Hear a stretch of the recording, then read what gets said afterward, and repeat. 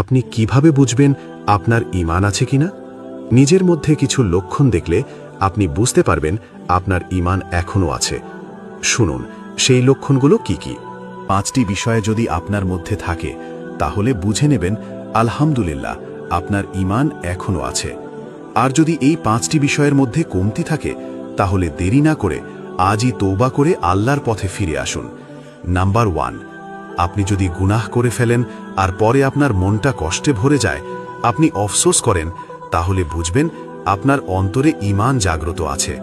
Number 2, যদি কখনো নামাজ মিস করেন আর আপনার মন হয় আজ কিছু একটা খুব গুরুত্বপূর্ণ মিস হয়ে গেছে, তাহলে বুঝবেন এটা ঈমানের শক্তিশালী আলামত। নাম্বার 3, আপনি যদি কুরআনের আয়াত শুনলে থেমে যান, মনোযোগ দিয়ে শোনেন, আপনার হৃদয় ঈমান দ্বারা নরম হয়ে গেছে।